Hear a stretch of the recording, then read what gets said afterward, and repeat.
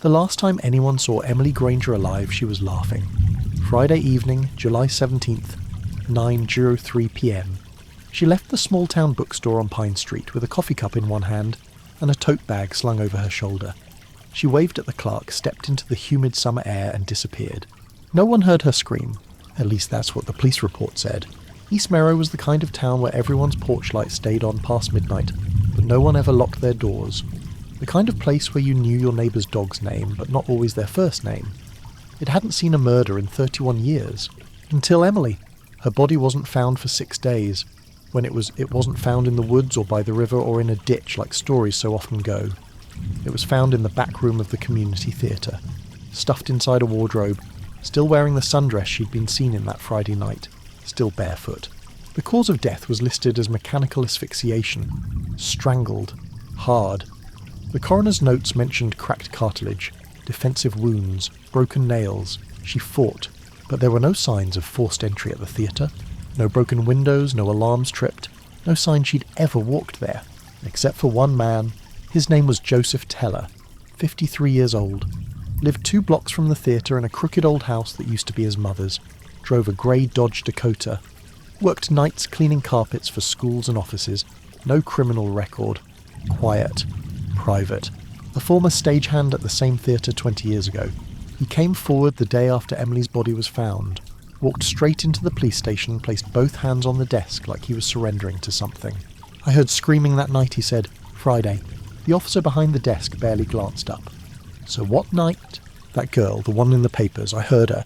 The officer finally met his eyes. Why didn't you say anything sooner? Joseph didn't answer right away. He rubbed his fingers together. His eyes were red. Because I thought it was in my head. Detective Anna Rourke had taken over the case by then. Formerly of the State Bureau, she'd moved back to East Merrow after her father's stroke. She didn't believe in coincidences or ghosts. She believed in timing, motive and lies. She watched Joseph from across the interview table. He kept his hands folded like in prayer. What exactly did you hear, she asked. It was around 10, Joseph said. Maybe a little later. I was in my kitchen. I'd left the back door open. I heard screaming sharp, like someone trying to get out of something. Then it stopped, just like that. Cut off. He paused. I told myself it was the TV, but it wasn't even on. Why didn't you call it in? I told you. I thought I imagined it. Thought I was losing it again. That word stuck again. Rourke leaned forward. Losing what again, Mr. Teller? Joseph flinched. My mind. In the hallway after the interview, one of the junior officers, Deeks, pulled her aside. You buying this guy? Rourke didn't answer. She was still staring at the door Joseph had exited through. He worked at the theatre, Deeks added. Like years ago. Got into some kind of trouble. Minor though. Dispute with the director. Bit of a breakdown after his mum died. You know how it goes. Look into it deeper, Rourke said. Old payroll HR files. And I want to know who had keys to the theatre the night Emily disappeared. It was easier said than done. The building had changed management 3 times in the last 5 years. No sign-in logs, no camera surveillance. Volunteers came and went. No one had done inventory in months. And yet the scene had been almost pristine. No fingerprints but Emily's and one partial belonging to the current director, who swore he hadn't been there in weeks. It was starting to feel personal. That night, Rourke sat at her desk flipping through photos of the crime scene. One stood out the wardrobe. Mahogany. Heavy. An antique donated by someone 5 years earlier. Joseph's fingerprints weren't on it, but a faint smudge of red was. She zoomed in. Lipstick. No, too thick. Paint. And not just any paint. A deep crimson, almost theatrical, like something used for props. She called in a forensic specialist to sample it. When the results came back, it wasn't paint. It was pig's blood. That same night, an anonymous voicemail was left on the police tip line. A woman's voice, trembling, urgent. If you want to know who killed Emily, ask about the whisper room. The one behind the stage. It was never on the blueprints. They locked it up after the accident in '92. But someone's been using it again. Pause. Click. Call ended. No caller ID. Rourke stayed up until 3 a.m, poring over blueprints and floor plans, none of which showed anything called a whisper room. The theatre had been built in 1904, remodelled twice, but some of the architecture remained original. That meant crawl spaces, hidden doors, old walls with newer ones layered over them. The next morning she returned to the theatre alone. The air was musty. Her flashlight cut through dust motes like fog. She stepped behind the stage, past the old dressing rooms, and stopped where the plaster wall met a warped bit of panelling. She knocked once. Hollow. She pried it open with a crowbar. Behind it was a narrow staircase leading downward into dark, and on the wall beside it, scrawled in red. I heard her too. Detective Rourke stood at the mouth of the staircase, her breath shallow. The air spilling up from the dark below was colder than the rest of the theatre-damp metallic ancient. She clicked her flashlight on. The beam caught motes of dust and something else, the glint of broken glass on the first step. She radioed dispatch. Entering sublevel beneath East Merrow Theatre, found hidden stairwell behind stage left, going in alone for now. Her voice came out steadier than she felt. Step by step she descended. The stairs creaked under her weight, but the deeper she went, the quieter the world above became, until even her own footsteps sounded muffled, as if swallowed by the walls. At the bottom she found herself in a narrow hallway, limestone and brick, original to the building. A single rusted bulb hung from the ceiling, flickering. She followed the hallway until it dead-ended into a heavy wooden door. No lock, just a brass handle dark with age. The door groaned as she pushed it open. Inside was a windowless room about 12 feet square. A disused green room, perhaps, except for the walls, which were lined with dark curtains ceiling to floor like a soundproof recording booth. In the centre of the room sat a single wooden chair. Beside it a cassette recorder, dustless, recently used. She pressed the play button. Nothing. She opened the device and removed the tape. A post-it note was stuck to it. The handwriting was jagged manic. She screamed too loud. I had to make it stop.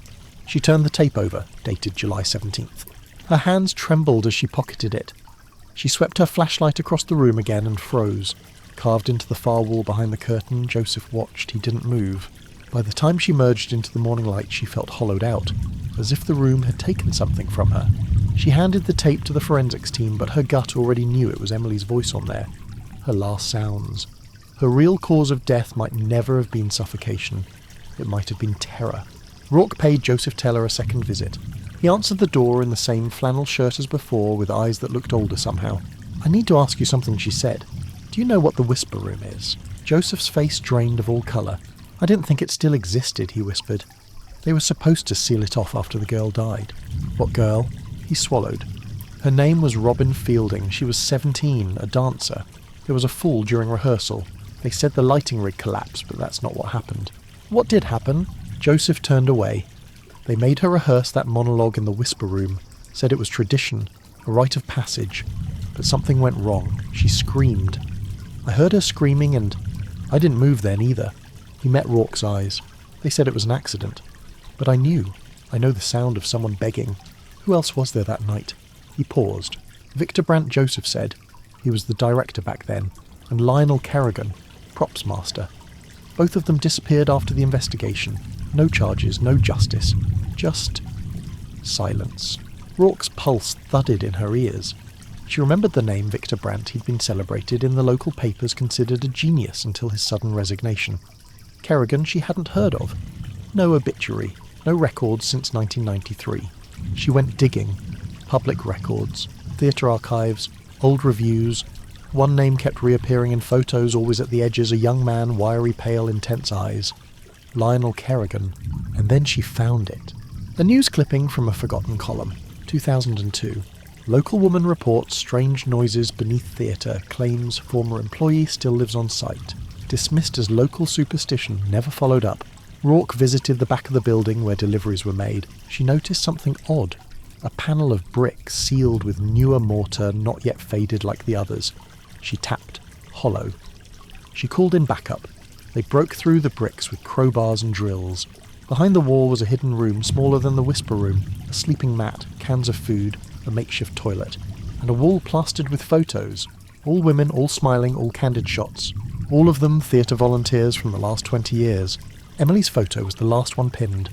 Below it, a Polaroid of her inside the whisper room, strapped to the chair. Mouth open, mid-scream. Joseph Teller was arrested on suspicion of murder.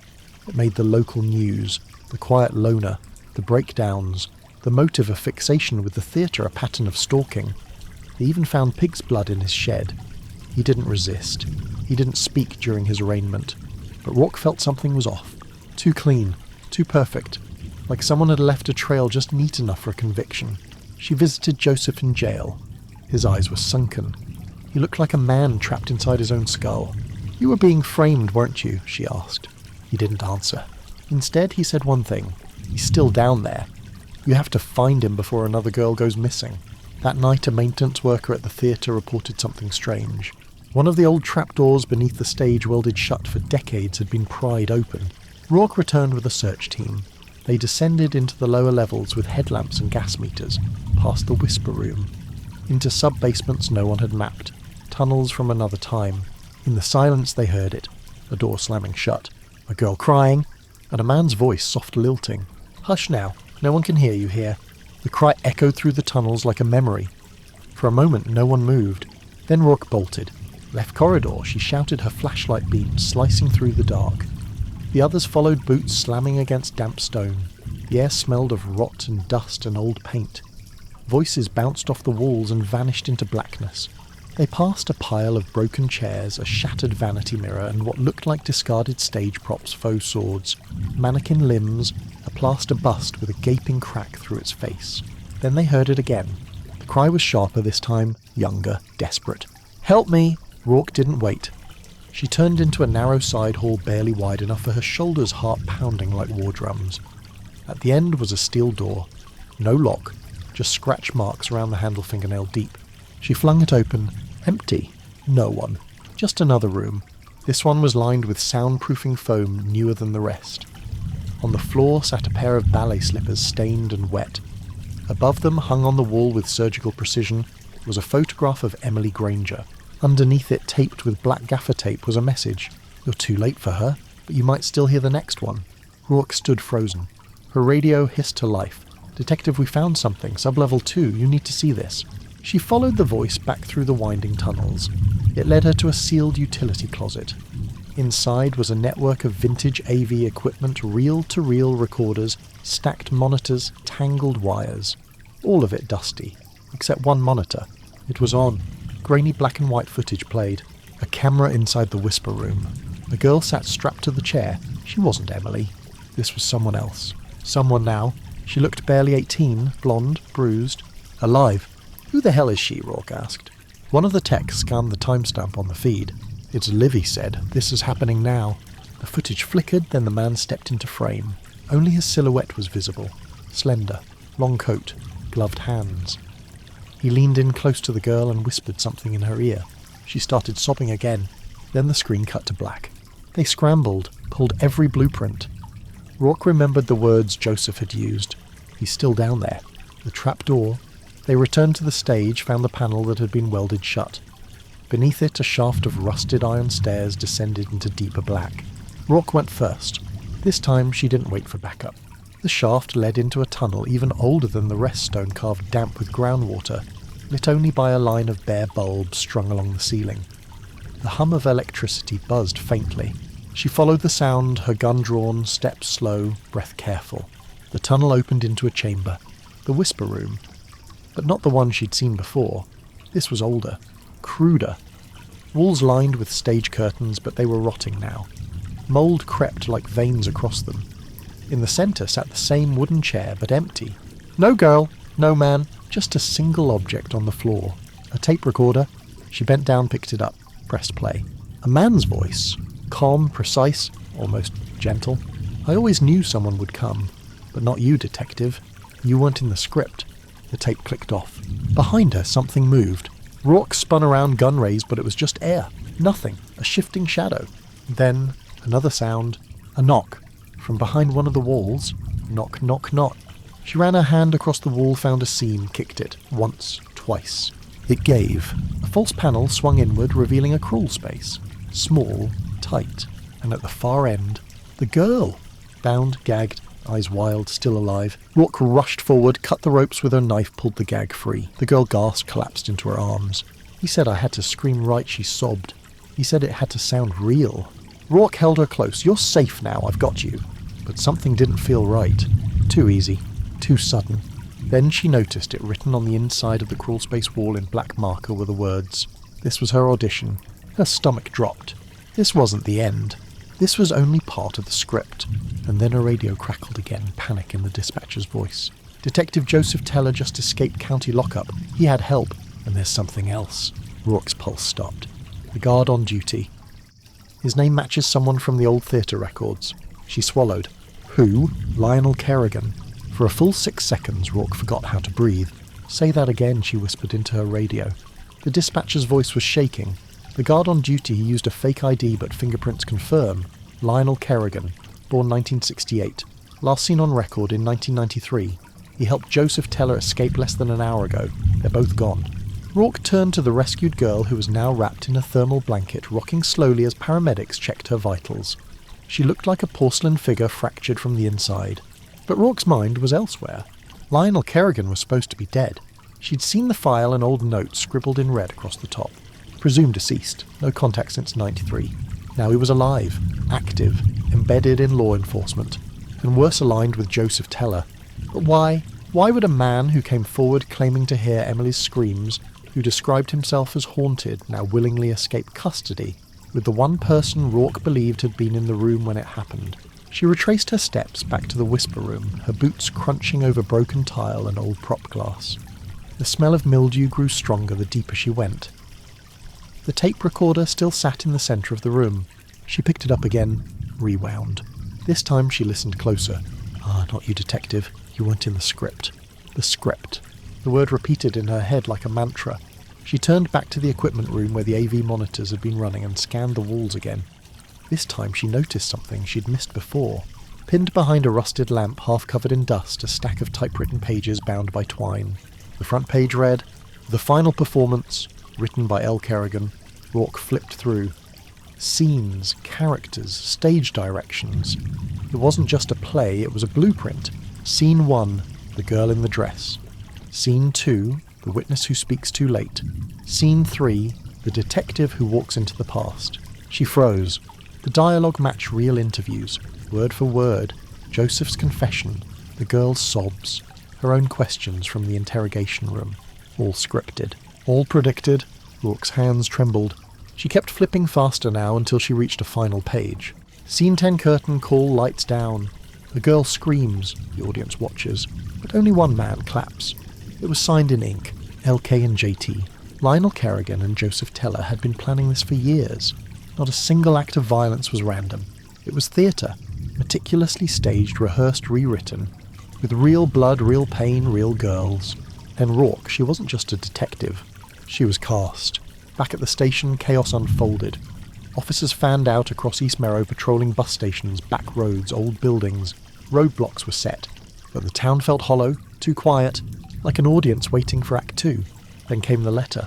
No return address, just a sealed envelope slipped under the door of Rourke's home. Inside was a single page. "We know what you did. We know what you lost in 1998. This story isn't about Emily. It's about you." Attached was a photo, a teenage girl, brown hair, freckles, laughing. Rourke's heart stopped. Her sister, Megan. She died when Rourke was 24, officially suicide, a bridge, no note, closed case. But she'd performed at the East Merrow Theatre the summer before. Rourke never believed it was connected. Until now. The phone rang. An old landline. She barely remembered plugging it in. She lifted the receiver slowly. Silence, then, "Did Megan scream too?" Click. Line dead. She dropped the receiver as if it burned her. Suddenly everything she'd believed about herself, her past, her purpose here, it all cracked. Had she come back to East Merrow for her ailing father? Or had something deeper, darker pulled her back? She returned to the theatre, alone. Night had fallen. The place loomed like a corpse waiting to be exhumed. She walked the old aisles, ran her fingers along the threadbare seats. She needed answers. She needed the truth. In the wings backstage she found a door she'd never noticed before. Not hidden, not locked. Just waiting. Inside was a small dust-covered office. A broken desk. Yellowed posters of past shows. And on the wall a bulletin board filled with photographs of girls. Dozens of them. All theatre students. All from East Merrow High School. Years scribbled beneath each image in red pen. At the very centre, Megan Rourke, 1998. Next to her name, a single note. She didn't scream, she sang. Behind Rourke, a floorboard creaked. She turned, drawing her weapon. A man stood in the doorway. His face was pale, gaunt, unfamiliar, but his voice was soft, eloquent. "Detective Rourke," he said. "We've been waiting for your entrance." She raised her weapon. Lionel Kerrigan. He bowed slightly. "Act 4, he said. Truth revealed. From the shadows behind him, another figure stepped forward. Joseph Teller. Only now he wasn't trembling. He was smiling. Joseph Teller stood just behind Lionel Kerrigan. his posture no longer slouched, no longer timid. The flickering emergency bulb overhead cast a halo of shadow around him. In the stillness of the backstage office, the theatre's silence became sentient, like it was holding its breath. "Put the gun down," Lionel said gently, as if addressing a child lost in a dream. Rourke didn't move. Her finger stayed locked on the trigger. "You lured Emily," she said flatly. "You made her think she had a role to play. You filmed her dying and turned it into art." Lionel nodded. "Yes, but that's not the part that matters anymore." Rourke's pulse was thunder. "You used my sister. You killed her." Joseph stepped forward, then his voice soft but precise. "We didn't kill Megan. She chose not to continue. She opted out. You expect me to believe that." She walked into the whisper room. Alone. Like the others, Joseph said. She didn't scream. She stood still, recited her lines, then stepped off the edge. Edge Rourke's voice cracked. "There's no ledge in the whisper room." Lionel looked almost sad. "Not anymore. They sealed it after 98. Back then there was a drop stage 10 feet down. We used it for illusion acts." She took her final bow there. Joseph reached into his coat and pulled something from his pocket. A tape. Mini DV. Old. He held it out. "You should see for yourself." Rourke didn't take it. She couldn't. "You've spent your life chasing justice," Joseph murmured. "But justice is a blunt tool for delicate truth." Megan understood that. She accepted her role. "You're sick." "No," Lionel said, "we're devoted. And you're the closing act." Rourke backed out of the room, slowly keeping the gun steady. "Where is she?" Joseph frowned. "Who?" The girl Rourke hissed. "The one in the tape. The one you filmed." They said nothing. "Is she still alive?" More silence. Then Lionel smiled. "You've already met her." Rourke blinked. The girl she'd pulled from the crawl space. Wrapped in blankets, sobbing. She'd seen something familiar in those eyes, hadn't she? Too practiced. Too perfect. Her phone buzzed in her pocket, an alert from dispatch. 911 call from Safe House No. 3, Code 7 missing subject. Rourke's blood went cold. She holstered her weapon and ran. It took 15 minutes to reach the safe house. The officers on duty were slumped in their chairs, unconscious but breathing. Drugged. The girl was gone. On the floor of the bedroom, written in lipstick on the mirror. Act 5, The Girl Who Vanishes. Rourke's hands shook as she called it in. The next 48 hours blurred into static. Search parties. Dead ends. Tip lines flooded by hoaxes. News vans returned to East Merrow like vultures circling a carcass. The town devolved into whispers and wide eyes and locked doors. No one had seen the girl leave. No vehicles were spotted, no surveillance footage. It was as if she'd stepped off stage and been erased. On the third night, Rourke returned to her father's house. He sat in the same chair he'd always used, wheezing softly, unaware of the storm outside his mind. She knelt beside him, looked into his clouded eyes. "Did you know about Megan?" she whispered. "Did you know what the theatre really was?" He said nothing, but then his fingers twitched. He pointed slowly to the bookshelf. Rourke scanned the spines, medical journals, mystery novels, binders. One wedged between two cookbooks was labelled in faded pen Megan, 98. Inside flyers, old audition sheets, stage diagrams, and a letter, dated July 4th, 98. "Dear Dad, they've chosen me. The final act is near. I'm scared, but I understand now. The role I've been given is not for me, it's for them. For the audience that never listens until the screaming begins. If I don't come back, don't look for me. Don't blame yourself," I volunteered. "Love, Megan." Rourke dropped the letter like it was burning. She'd always thought Megan had been depressed, withdrawn, a girl on the edge. But this wasn't a suicide note. This was devotion, indoctrination. The theatre had become a cult one that worshipped the boundary between art and violence. And now it had a new follower, a new girl who vanishes. 2 more weeks passed. Then another package arrived, this one addressed to Detective Anna Rourke, East Merrow Police Department. Private and confidential. Inside a VHS tape, the kind no one used anymore. And a handwritten note. "Final dress rehearsal, for your eyes only." Rourke drove 2 hours to find a working VCR. A friend in another district had one buried in an evidence room. She inserted the tape. It began with the static of old footage. A girl walking onto the stage of the East Merrow Theatre. Blonde, barefoot, dressed in white. The same girl she had rescued. She stood in silence for a full minute, then began to speak. "I'm not Emily. I'm not Robin. I'm not Megan. I'm the echo, the memory, the scream no one hears. And I offer you this, let it end, or let it burn." She stepped back into the darkness, and then the stage exploded in flames. The footage cut. Rourke stared at the blank screen. Her phone buzzed. A call from dispatch. "Detective, the theatre, it's burning. Total loss," Arson confirmed. She closed her eyes. No more trapdoors. No more scripts. But as the fire consumed the stage, Rourke knew, somewhere out there the audience was still waiting. And one man was still clapping. The fire raged through the East Merrow Theatre like it had been waiting years to happen. By the time the first engines arrived, the roof had already collapsed. Flames bloomed through the broken windows, curling like dancers in final poses. Townspeople gathered at a distance, some in silence, some in prayer, none in surprise. The theatre had always been a ghost waiting to burn. Detective Anna Rourke watched from her car engine running door open. Smoke rose against the midnight sky and ash drifted like snowflakes onto the windshield. She didn't move. She didn't blink. She'd watched buildings burn before. But this one felt different. Like it wasn't destruction. It was curtain call. They didn't find bodies in the wreckage. No Joseph Teller, no Lionel Kerrigan, no girl. Only ruins and heat-warped props and a single brass chair bolt melted half-submerged in ash. The fire inspectors ruled it arson. Accelerants, intentional ignition points, stage left, dressing rooms, the whisper room. It was all gone. And yet something remained. In the ashes near where the stage had stood, they found a scorched metal tin. Inside film reels, unlabelled. Rourke had them digitized. One reel showed Megan, a rehearsal. She looked young, nervous. She smiled before each line. She was alive in a way Rourke hadn't remembered. In another, Megan stood centre stage silent as Lionel directed from the wings. "Try it again," he said, "but this time like it's your last breath." She nodded, closed her eyes and screamed. The reel ended. Another showed Emily, then Robin. Then 3 more girls Rourke didn't recognise. Each one tied to the same chair. Each clip ended the same way. Fade to black. Then applause. Days later, Rourke was called to a crime scene. A woman had been found in the marsh outside East Merrow. Bound, starved, alive. It wasn't the girl from the whisper room. It was someone else. Name Mira Lentz, age 26, missing for 11 months. She'd been a volunteer stage tech at a community theatre 2 towns over. When they asked her who'd taken her, she said only one name. The playwright.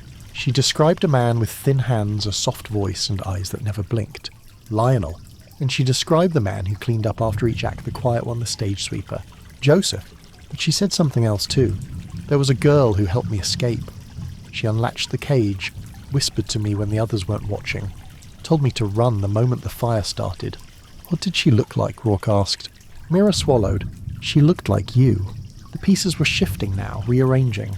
Rourke returned to the theatre's remains, dug through the rubble herself. Near the orchestra pit, she found something buried under twisted metal. A photograph, charred but intact. Megan, age 17, standing beside Lionel Kerrigan, smiling, holding a script. On the back, written in Megan's handwriting, "Don't mourn me, Anna. The stage always remembers." Rourke couldn't sleep that night. Every time she closed her eyes, she saw the whisper room, heard her sister's scream folded inside another's. At 3:12 a.m. her phone buzzed. A restricted number. She answered without a word. A woman's voice, low and distorted, came through. "You've almost reached the final act.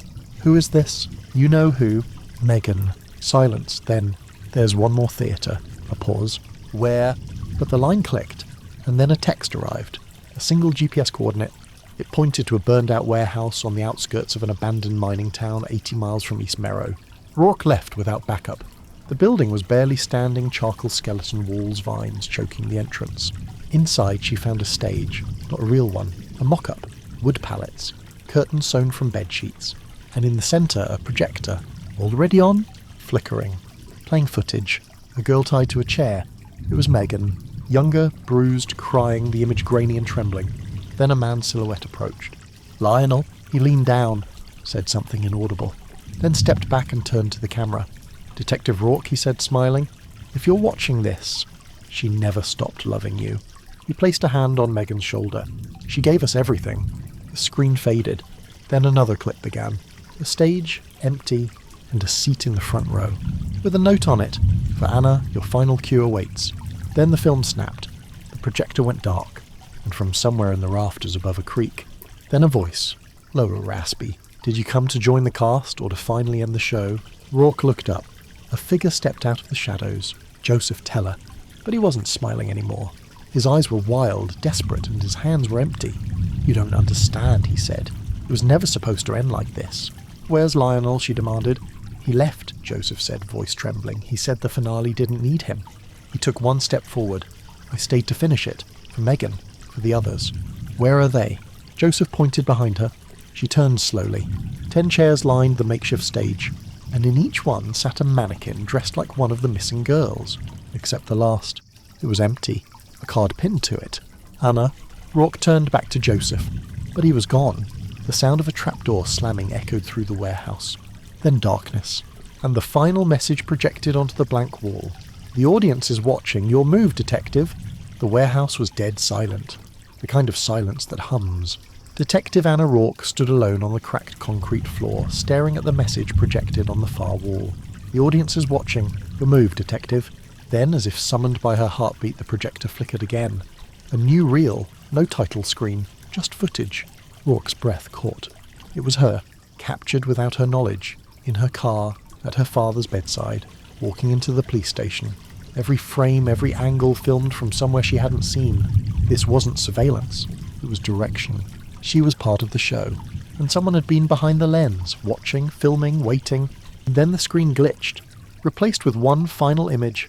A playbill, weathered yellowed, the final performance starring Anna Rourke, written and directed by L. Kerrigan and Jay Teller, and scribbled in red marker beneath it, one night only. Rourke turned and ran. She drove straight to the last person who might still have answers. Mira Lenz, still recovering at East Merrow General, under sedation but lucid enough to whisper. Rourke sat beside her hospital bed, voice low, urgent. Mira, please, what did they tell you when they took you? Mira stared at the ceiling. They said the world doesn't understand pain, that it needs to hear it, witness it. Why, They picked me from a casting tape, from a community college monologue showcase. They said I had the right look, the right scream. Rourke felt bile rise in her throat. Megan, she said softly, did you ever see her? Mira's eyes shifted to her. I saw her once, in a red coat. She wasn't supposed to be there, but she unchained me. Whispered, run when you hear the fire alarm. Megan's dead. No, Mira whispered. She's in hiding, from them, from him. Him? Mira didn't answer. Her eyes fluttered. The sedation was pulling her under. But before she faded, she said one last thing. He's not done yet. He wants to give you the ending you deserve. Back in her car, Rourke sat in the dark. She pulled out the letter Megan had written in 1998. I volunteered. Had she meant it, or had they convinced her she did? Rourke replayed the line from the last tape. She never stopped loving you. She started driving without knowing where she was going, until the phone rang. A number she didn't recognize. She answered. The voice wasn't Joseph's. It was a young woman. Familiar. We're ready for you now, detective. The curtain's almost up. Who is this? You've already seen me. You just didn't recognize me. Click. Another text. A location pin. The old Marion glass factory, long abandoned. Closed since 1984 after a furnace explosion killed 3 workers. Now it was their final stage. She arrived just after midnight. Moonlight hit the broken windows like stage lights. Inside the floor had been swept clean. A single chair sat centre stage ringed by a semicircle of lights. Above it a crude proscenium arch painted in red. The detective's monologue. Rourke stepped into the light. Footsteps echoed above. Someone walking across the catwalks. She turned, weapon drawn. A voice echoed through the factory's hollow ribs. It was Lionel Kerrigan. You've done well, he said, voice amplified through a wireless speaker. You've followed every cue. You've mourned. You've raged. And now you're here. As written. Rourke shouted, where's Joseph? He completed his arc, Lionel said calmly. Stage left, fade to black. You killed him. I freed him. Rourke scanned the rafters. Where's Megan? Behind you. She turned fast. A figure stepped out of the shadows. A red coat. A woman older now, weathered, but unmistakable. Megan! Alive, Rourke gasped. No? Megan nodded, eyes shining with tears. I had to disappear, Anna. I had to become no one. You let me believe you were dead. If I didn't, they would have found you next. Rourke trembled. You chose this. No, Megan's voice broke, but I survived it. Footsteps again, closer. Then Joseph. Alive, face-pale shirt soaked with sweat, his arm in a makeshift sling. They turned on me, he rasped. I wasn't the star anymore. I was just the understudy. Lionel's voice boomed again. There's no tragedy without betrayal. A trapdoor opened near the chair. A figure rose from below wearing Rourke's clothes. A mannequin, life-sized, lifelike. It had her face. A bullet hole in its temple. Joseph fell to his knees. You have to end this. Megan turned to Rourke. This is your scene now. Rourke stepped into the light. Lionel's voice whispered from everywhere. Give them what they came for. The lights dimmed, and in the dark, a single spotlight turned on above her. The final cue, and the sound of slow solitary clapping. The clapping echoed through the cavernous ruin of the glass factory, slow and deliberate like a heartbeat from some theatrical god. Clap, clap, clap. Detective Anna Rourke stood under the spotlight, breath-shallow eyes adjusting to the surrounding dark. The mannequin in her likeness swayed slightly on its mechanical lift, its vacant eyes staring at the ceiling as if waiting for the cue to die again. Across from her, Megan stood frozen in the half-shadow. Her red coat made her look like a remnant of some forgotten fairy tale, part witness, part ghost. Above Lionel Kerrigan's silhouette appeared on the catwalk, his coat trailing behind him like a stage curtain. A spotlight snapped onto him, automated, pre-programmed. "Let me ask you something, detective." Lionel called, voice amplified and steady. "When does a performance end? When the curtain falls, when the applause dies, or when no one remains to remember it?" Rourke aimed her gun at him. "End it, Lionel, right now!" He smiled. "No, you end it. That's your role, remember, final act. Emotional resolution. The audience demands it." He gestured behind him. A second figure stepped forward from the shadows of the catwalk. The girl. Not Megan, not Mira. The unnamed girl from the whisper room, the one Rourke had rescued. Only now she wasn't trembling. She wasn't afraid. She was dressed in costume, a pale dress, dark makeup, her arms painted with stage blood. She raised a hand to the audience that wasn't there and bowed. "She was always the lead," Lionel said proudly. "She passed every audition you didn't see." Rourke's voice shook. "She was bait. She was devoted." The girl on the catwalk lifted a camera, began recording. Rourke stepped forward into the circle of light, keeping her weapon raised. "You filmed them dying," she said. "You rewrote murderer's art. That ends tonight." Joseph, still kneeling beside the stage, whispered, "Don't shoot him." "Why not?" Joseph's voice cracked. "Because that's the real finale. He wants to die. On stage. In front of you." Rourke's hands gripped tighter. Her mind raced. Every act had been deliberate, crafted. Every victim, every scream, every twist. They didn't want justice. They wanted legacy. Rourke lowered the gun. Lionel's eyes gleamed. "Yes," he whispered. "Good. Let it hurt. Let it linger." "No," she said quietly. "I'm not giving you what you want." She pulled a flare from her coat, lit it, tossed it to the edge of the wooden stage where wires were rigged for power. The flare hissed, then fire bloomed outward like a slow-motion explosion. Lionel screamed, backing away, coat catching light. He stumbled, fell against the railing. Rourke ran to the ladder as fire began curling toward the catwalks. "Joseph, get her out," she yelled, pointing to Megan. She climbed with all her strength, heat chasing her up the rungs. The girl stood still at the far end, smiling through the smoke. Rourke reached her just as a beam above cracked. "Come with me," she shouted. The girl looked at her calm as stone. "No, this was always my final scene." And she leapt, down into the fire. Rourke screamed, lunged to catch her too late. The girl vanished into flame. The catwalk buckled. Rourke scrambled back toward the ladder. Behind her, Lionel stood engulfed in smoke. "I wrote this ending," he shouted. "This is mine." The roof cracked overhead. A panel of rusted metal peeled away. Rourke slid down the ladder just as the catwalk collapsed, bringing Lionel with it. His body hit the floor like a sack of wet cement. Motionless. Joseph and Megan were already at the exit, coughing. Rourke ran to them. The smoke behind her howled. They burst into the open night. Flames gorged themselves on the factory. Sirens wailed in the distance. Rourke dropped to her knees, coughing, heaving, tears streaming down her soot-covered face. Megan knelt beside her. "She was already gone," she whispered. Rourke nodded. She wanted to be remembered as more than a scream. By dawn, the fire was under control. Lionel's body was recovered, charred bones shattered. Official cause of death, blunt trauma and smoke inhalation. But no trace of the girl was found. Not her camera, not her body. Just the scent of burning wood and old sorrow. A week later, the town of East Merrow held a memorial in the park. Not for Emily, not for Megan, not even for the girl no one could name, but for all of them. A stage was set up ironically, but no performance was held. Instead, Rourke took the microphone and spoke for the first time in public. "I believed justice meant catching a killer," she said. "But some crimes aren't solved with handcuffs. Some wounds don't close with answers. They close when someone listens, when the screaming is no longer ignored." She looked out at the crowd. Many had come. Most were silent, and in the front row an empty chair marked with a single name, no one. That night Rourke returned home. Her father's chair was empty. He'd passed quietly in his sleep 3 days earlier. On the coffee table sat a shoebox. Inside a stage pass from 1998, a flyer, and a note written in her father's stiff hand. "I didn't stop her. I didn't listen. I thought she was just playing pretend. I'm sorry, Anna. I should have heard the screaming.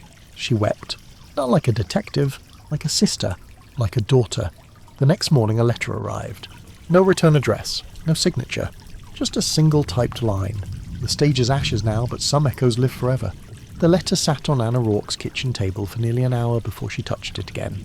Typed in courier font, a single sentence. No name, no seal, no return address. The stage is ashes now, but some echoes live forever. She stared at it like it might whisper the next line if she waited long enough. It didn't. Instead her phone rang, unknown number. This time she answered with breath held. A man's voice. Not Joseph, not Lionel. New, but rehearsed. Detective Rourke? The voice said, I'm a friend of Megan's. She asked me to pass something on. Coordinates. A location she visited in 2003. What's there? Something Megan couldn't face, but something you have to... Click. Call ended. The coordinates led north into the mountains along a forgotten service road near the state border. Forest overgrown. No cell signal. She left at sunset. The drive took 2 hours. The road narrowed gravel giving way to packed dirt. The forest closed in around her like an audience leaning forward in the dark. At the end of the road, a cabin. Boarded windows, black scorch marks around the base, long abandoned. She approached slowly, weapon holstered. Inside, dust floated like dead skin, furniture overturned, a fireplace filled with bones not human, deer probably. But something was off. A smell, faint, metallic. And then she found it. A trapdoor! Again, the third in this story. She opened it. It creaked like a breath held too long. Stairs led down into the earth. She descended. The light grew dimmer with every step. Her flashlight flickered, then steadied. At the bottom, a concrete room, cold, sealed, no windows, but the walls lined with soundproofing foam. It was a replica, another whisper room, and in the centre again a chair, empty. Taped to its back a VHS cassette. On it written in red Sharpie, Rourke's cut. She took it. Left. Didn't look back. Back in East Merrow, Rourke used the same machine from before, alone in a locked evidence room. She pressed play. Static. Then an old interview. Lionel Kerrigan, much younger, smiling. I don't care about immortality, he said, but I care that someone watches, that someone hears what they never heard in life. A pause, then Megan. She was 19, pale, tired, looking into the camera. I think if no one listens to you scream, you become one. A scream. A hollow sound inside someone else's dream. Then she looked past the camera straight at Rourke. It wasn't acting. It wasn't a role. It was truth. You still have time, Anna. Don't become the echo. Be the door that opens. Then black. Then a new date, July 17th, 2025. Emily Granger's date of death. Footage began again. This time of Emily. Not screaming. Laughing. In the green room, applying lipstick, practicing lines. Behind the camera, a man's voice good. Just like that. Again. Rourke froze. The voice was not Joseph, not Lionel. It was younger. Crisper. Unmistakably female. She fast-forwarded. Scene after scene. Emily smiling, Emily nodding. Emily walking into the whisper room voluntarily. At the end of the tape, another voice came in, whispered right against the microphone. You still think we needed to kidnap them. Then silence. Then a title card. The final draft written and directed by. But the name was cut off. A black screen. Then another image. A cast list. Dozens of names. At the bottom, casting director Megan Rourke. Rourke recoiled. No, she whispered. No, no, no. Her knees hit the floor. All this time, had Megan helped them? Or had she thought she was helping the girls? She rewound, watched again. This time she saw what she hadn't before Megan standing in the background of Emily's tape. Not directing, not controlling, but watching. Tense, mouth tight. Trapped. Complicit or coerced. The tape ended. She slumped back in the chair chest, hollow head spinning. Her phone buzzed. A new number. Text only. It's not over. There's one more screening. Invitation only. Come alone. Attached another location pin. Back in East Merrow. The old drive-in theatre, closed since 1991. She drove there at dawn. Fog clung to the earth like theatre smoke. The lot was empty. But on the screen now, fully functional, a projector flickered to life. And then Megan's voice. Anna, this is the truth. She walked onto the screen in the footage. Present day. Filmed recently. I tried to stop it, but I was just a line in someone else's play. Until now. She held up a journal, blood-stained, tattered. Everything's in here. Names, footage, the real beginning. A pause. I don't know if I'll survive this. She smiled. But I think you will. Then silence. The screen went dark. Then lit again, white text on black. Curtain rises one last time. And an address. The basement of the old East Merrow Public Library, the place where Megan first auditioned, the place where Rourke's mother had once volunteered, a place with no surveillance, no cameras, and beneath it, a final room. The basement door groaned on its hinges like a coffin waking. Dust fell in thin curtains from the ceiling. Everything smelled of mildew ink and something deeper and old rot, emotional and physical. Detective Anna Rourke descended the stairs of the East Merrow Public Library one last time. This was where it had all started. Long before Megan, before Emily, before Lionel's theatre, the true first act had been written here. The flashlight in her hand cut through decades of darkness. Stacks of unused books lined the narrow hallway. One shelf had collapsed, its spine-stitched bodies left in disarray. At the end of the corridor stood a door made of iron, not wood, not paint. Cold, heavy, like something built to keep secrets in. She pressed her palm to it. It opened on silent hinges. Inside, a room the size of a stage, cinder-block walls, floor covered in worn red carpet, and at its centre, a desk, a projector, and one final tape, labelled simply Exit. Beside it an envelope, her name on the front in Megan's handwriting. Anna sat slowly. Her knees ached. Her body was exhausted, but her mind remained flayed open. She opened the envelope. Inside, a letter. Anna had tried to stop it, but stopping it would have meant telling you the truth. And I couldn't do that. Not until I knew you were strong enough to listen. There was never a cult, not officially, no ritual, no grand evil. Just people who wanted to watch. People who mistook suffering for art, and others who supplied them with screams, sometimes for money, sometimes for attention, sometimes for validation. Lionel was never the only one. Joseph was a symptom, not the disease. You want names? They're in the journal. It's already been mailed to the press, to federal investigators, to survivors. It's over, Anna. But I won't be coming back, not because I'm dead. Because I don't know who I am anymore. I stayed quiet when I should have screamed. I recruited when I should have run. I watched when they begged me not to. That kind of guilt can't be undone. But maybe this can be... You were always the strong one. I thought I was protecting you. But the truth is I was hiding behind you. Forgive me. And if you can't just stop it from ever happening again, all my love, Megan. Anna sat there a long time. She cried quietly like a mother grieving a child who still walked the earth. Not loud, not cinematic, just honest. She took the final tape, slid it into the projector, and pressed play. The screen came to life, footage of every girl, every victim, but not of their deaths, of their lives, laughing in dressing rooms, rehearsing lines, sitting in the grass behind the theatre reading plays and sharing food. One braided another's hair, one kissed her girlfriend behind the curtain, one fell asleep with a script still in hand. Then came Megan, speaking directly into the lens. If you're watching this, the rest is burned. Good, let it. But don't let them be remembered as victims. Remember them as voices, as artists, as girls who lived. The screen went black.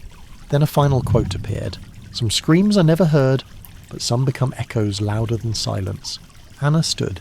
She collected the tape, the journal, the envelope. She made one last call. Get me the Bureau and the National Press. I have a list and I have evidence. Then she left. For good. Months later, arrests would be made. Donors, private collectors, 2 retired directors, 1 judge, and an independent producer in New York who'd quietly hosted private viewing rooms for immersive psychological theatre. Dozens of names, hundreds of hours of footage. Some would be tried in court, others in the press. One would vanish before arraignment, but it wouldn't be buried this time. It wouldn't be silenced. Anna Rourke resigned from the force. She took a job teaching criminal justice at a state college. Her lectures were quiet, precise, and always ended with the same words. There's a difference between listening and hearing. Learn the difference. Lives depend on it. She never found Megan. Not really, but sometimes she got postcards, unmarked, sometimes with a quote, sometimes with a flower pressed inside, and once with a picture. A little girl in a field, laughing. On the back, let her scream as loud as she wants. Someone will hear her this time. If you made it to the end, thank you. This story was about silence, and what happens when silence is mistaken for peace. If it moved you, disturbed you, or made you listen a little more closely, please share it. Comment. Let someone else hear the echo, and never stop asking, who's listening?